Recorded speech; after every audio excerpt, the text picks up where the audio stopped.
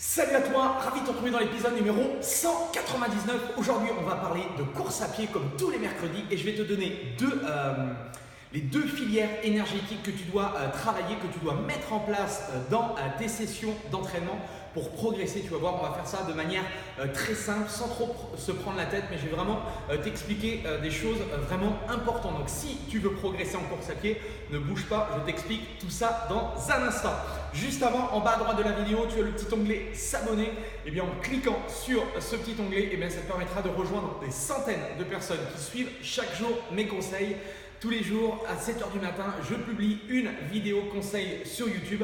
Donc si tu t'intéresses à l'entraînement, la course à pied, la muscu, le crossfit, la nutrition, si tu veux justement être en bonne santé, être fit et vouloir perdre du poids, eh bien tu es à la bonne adresse, tu es sur la bonne chaîne, donc tu peux suivre ma chaîne. Alors aujourd'hui, d'accord, donc on va parler de course à pied et je voudrais revenir sur un truc un petit peu abstrait. L'idée c'est pas de te faire un cours de physiologie, d'accord.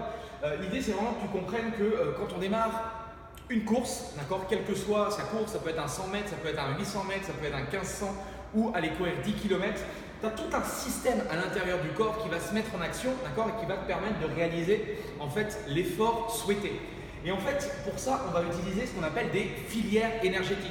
Alors, pour schématiser, ici, j'en ai mis que deux, d'accord. Au total, il y a 3 filières énergétiques et on les scinde en deux. Il y a le système anaérobie et il y a le système aérobie, d'accord. C'est vrai que longtemps, on a cru que le système anaérobie se faisait sans oxygène et le système aérobie se faisait avec oxygène, d'accord. Aujourd'hui, on sait que même le système anaérobie utilise un petit peu l'oxygène. Et ce qu'il faut réellement que tu comprennes par rapport à ça, l'idée c'est pas que tu fasses des études dans la biochimie et dans la physiologie de l'entraînement. L'idée c'est que par rapport à tes objectifs, c'est-à-dire par rapport à tes objectifs d'entraînement, tu sais que je t'ai déjà donné quelques systèmes et quelques programmes d'entraînement en course à pied. Si tu veux regarder, tu regardes dans la playlist course à pied, tu auras tout ce qu'il faut. Mais il faut en fait que tu aies ces 3 choses-là. Il faut que tu travailles en fait ces 3 choses-là qui sont pour moi réellement importantes. Moi, quand je coach des gens sur des distances, quelle que soit la distance, d'accord, et en fonction vraiment de l'objectif et du niveau de la personne, on se base en fait sur ces 3 choses-là. L'une des premières choses à travailler, c'est ce qu'on appelle la capacité aérobie. La capacité aérobie, ça veut dire quoi de manière générale? Ça veut dire c'est de travailler l'endurance fondamentale. C'est une endurance que tu peux tenir très longtemps, d'accord? Donc je te parlerai dans la prochaine vidéo, donc en mercredi prochain, je te donnerai des intensités de travail qui vont te permettre justement de pouvoir quantifier ton entraînement et de pouvoir faire tes programmes d'entraînement. Donc la première chose, c'est de travailler justement cette capacité aérobie. La deuxième chose, c'est de travailler ce qu'on appelle la puissance aérobie. Donc la différence entre les deux, c'est simplement que ici, on est sur de la distance très très longue ou un temps très très long avec une intensité plus basse, alors que là, on va se rapprocher vraiment de notre intensité maximale. Tu sais que je t'avais parlé déjà de VMA, de vitesse maximale aérobie. Et donc ça, ici, l'objectif, ça va être de te rapprocher de ton 100% de ta VMA, d'accord? Et c'est intéressant à un moment donné dans ta programmation d'entraînement, d'avoir justement ce travail de puissance aérobie.